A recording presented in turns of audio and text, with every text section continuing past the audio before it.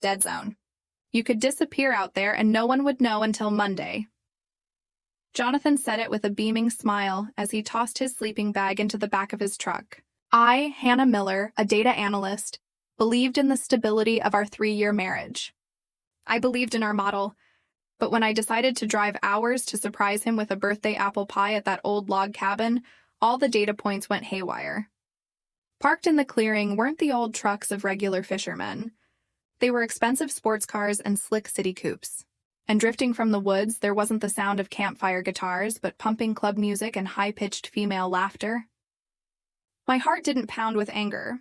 It pounded with the cold clarity of an analyst facing an undeniable system failure. I didn't scream. I pulled out my phone, switched to video mode, and began collecting raw data on the betrayal. I didn't just find the truth about Jonathan. I found a systematic network of deceit, and I decided to weaponize my logic to take down not just my marriage, but 3 others. What happens when a betrayed wife chooses to process the truth like a forensic tool? I am Hannah Miller, 30, and I view the world through a lens of precision and logic. My job is data analysis, turning the chaos of numbers into predictable models. I applied that same philosophy to my marriage with Jonathan, my 30-year-old engineer husband. For 3 years, I believed we had a formula for perfection: the modest house in suburban Duluth, the quiet evenings, the ceramic bowl where he dropped his keys.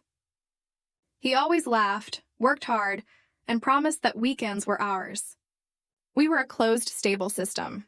So, when Jonathan mentioned the annual fishing trip tradition with his closest friends, Brian, Scott, and Kevin, I had no hesitation. I had heard about the old log cabin, the pine woods, and the lack of cell service.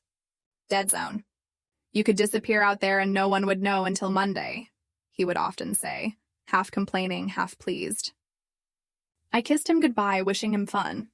I didn't realize he hadn't disappeared. He had just changed the data model I was tracking. The first day he was gone felt long. The house was too quiet, too large. I realized I had anchored my own stability to the rhythm of his presence. I cleaned, rearranged books, tried to listen to a podcast, but the silence pressed down on everything. By evening, I sat alone at the table, listening only to my own chewing. The loneliness turned cold. It was in that moment that a thought occurred to me, a romantic impulse unlike my usual personality. It was Jonathan's birthday tomorrow. Why wait? I could surprise him. The idea filled my void with purpose. The next morning, I opened the pantry, and the kitchen filled with the familiar, warm chaos of preparation. I made apple pie, his most important dessert. I made spicy paprika chicken wings and a hearty pot of soup. I carefully packed everything into a massive cooler bag. The bag felt heavy, carrying not just food, but my expectation, proof of my devotion and salvation from 2 more days of solitude. The next morning, I set out. The first miles were simple, but soon I turned onto the rougher county roads where birch and pine trees hugged the path. Cell service dwindled to 1 bar, then disappeared entirely. I felt a nervous excitement. I pictured Jonathan's face, first confusion, then unadulterated joy. As I crested the final incline toward the familiar parking area, I slowed down. My excitement was abruptly cut short by a glaring data anomaly. Parked in the clearing were cars I didn't recognize. A brand new, expensive pickup truck gleaming under the weak sun. A bright red sports car. A compact city coupe. Tires too clean to have traveled far on the dirt road. This feeling of wrongness was physical. This was the point where my model broke. These cars were extraneous variables, utterly incompatible with my expectation of Jonathan's old truck and Scott's worn Jeep. I slammed on the brakes, turning off the engine. I was at the right spot, but I had arrived in a parallel universe. Then the sound came, booming through the trees, a relentless driving bass synthesized club music. Not gentle guitar or men chatting, but party noise. Along with the music came laughter, high-pitched, unmistakably female. At that moment, my emotions clicked off. I didn't feel pain or anger. I felt a cold clarity. As an analyst, I removed the variable of emotion from the equation. I needed to collect raw data. I took out my phone, walked around, and photographed the license plates of every strange vehicle. This was not an act of revenge. This was the first step in building a complete case file, my divorce dossier. I left the heavy cooler bag in the back seat. Chicken wings and apple pie were irrelevant to the truth I was about to find. I followed the narrow path to the cabin, each step crunching on the gravel. As the trees cleared, the cabin came into view. Bright, harsh electric lights spilled from the windows. I crept to one of the side windows where the curtain hung loosely and pressed my face against the cold glass. I looked inside, and my world didn't just break. It was annihilated. The room, usually cluttered with fishing gear, had become a scene of debauchery. Liquor bottles covered the table, whiskey, vodka, champagne. Cigarette smoke hung in the air. Jonathan was sprawled on the sunken sofa, a young blonde woman in a crop top and denim shorts on his lap, her head resting on his shoulder. He whispered something that made her erupt in laughter. I saw Brian, who always talked about his wife and son, embracing two women at once. Scott was pinning a dark-haired woman against the wall. Kevin, usually reserved, was suddenly animated. This wasn't a mistake. This was systematic deception, a grotesque mockery of the life I thought I knew. The tight feeling in my chest was not grief. It was the intense focus of an analyst facing a system crash. I pulled my phone from my jacket pocket. I switched the camera to video mode. My fingers moved with an unnerving lack of tremor. I raised the device, turning it into a forensic tool. I recorded slowly, panning from left to right. The mess of the party, the liquor bottles, the faces of Brian and Scott. I zoomed in, fixating on Jonathan's hand possessively placed on the blonde girl's waist. I recorded identifying details, a necklace, a tattoo on another woman's shoulder. I captured several minutes of uninterrupted betrayal. This was data that could not be refuted. This was the raw, emotionless truth, packaged and ready for court. When I was certain I had enough, I lowered the phone, feeling heavier, but infinitely clearer about my purpose. The walk back to the car was purely mechanical. I didn't think. I just moved. When I opened the back door, I looked at the cooler bag. The scent of roasted chicken, sweet pastry, and fresh rolls was suddenly cruel, almost absurd. The cooler, the symbol of my love and care, was now a monument to my humiliation. I left it there. Driving home, I remained in total silence. There were no tears, no screaming, only the cold clarity forged by shock. When I parked in the driveway, I didn't bother to bring the bag inside. Instead, I walked straight into the living room, where the afternoon light streamed through the blinds, illuminating dust motes hanging in the air. I worked all night. My laptop glowed in the darkness. I couldn't sleep. I had to act. The video played on a loop as I analyzed every frame. This is where my data analysis skills became a weapon. I captured still frames, zoomed in on faces, and created a database. I used sophisticated reverse image search methods on details like the necklace and the tattoo. I wasn't just searching. I was profiling the women.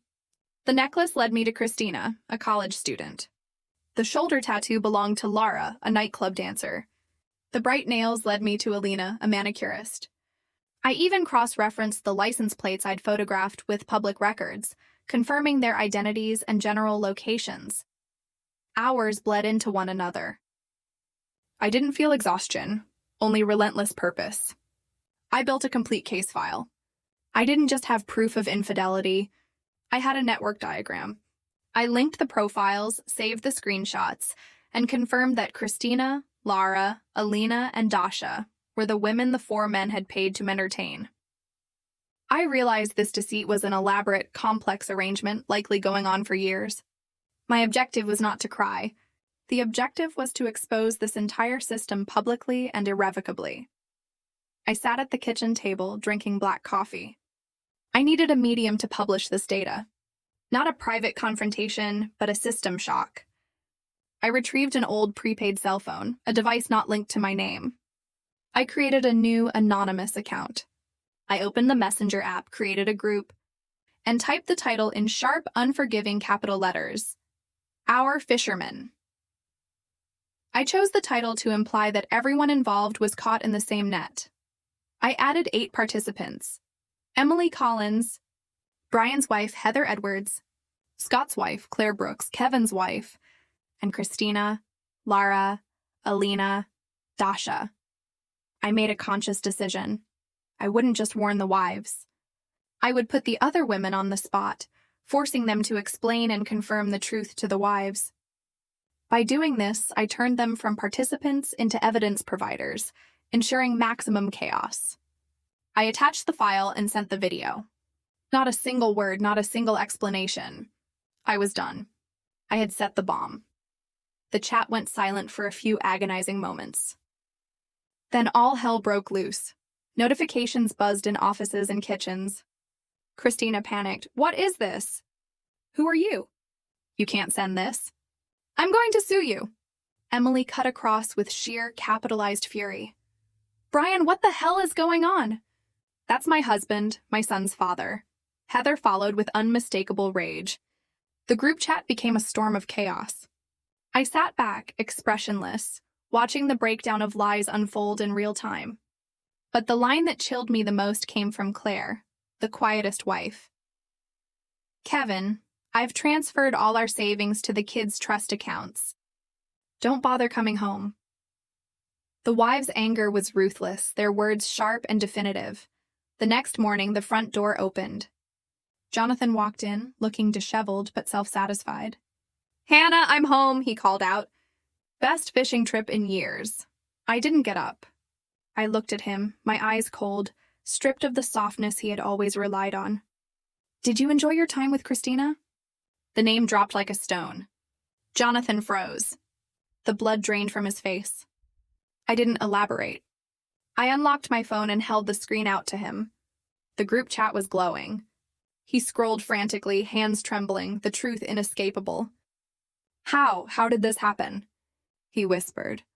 "I showed them," I said calmly. "I recorded what I saw. I didn't add any explanation. You and your friends handled the rest yourselves." He collapsed onto the sofa, desperation etched onto his face. "Please, Hannah, let me explain. It's not what it looks like. I can fix this." My gaze didn't waver. "Explain what?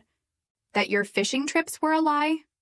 That your friendships with Brian, Scott, and Kevin were just a cover for weekends like this?" "No, Jonathan, I don't need your explanation.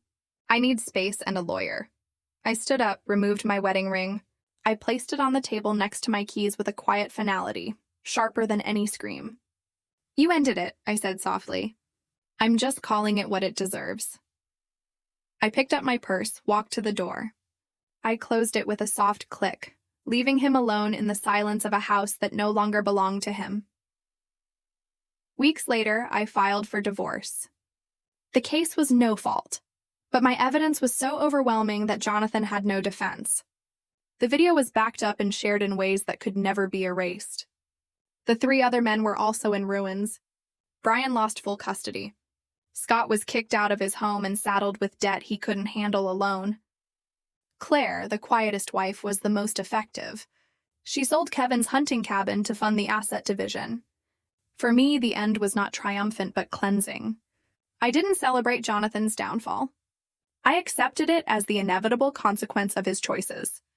For the first time in years, I didn't have to defend my marriage against the cracks I had refused to see. I never replayed the video. It had served its purpose. Jonathan had built his life on deception, and when the lies collapsed, there was nothing left standing. For Hannah, the path forward was no longer about revenge. It was about dignity reclaimed, built on undeniable truth.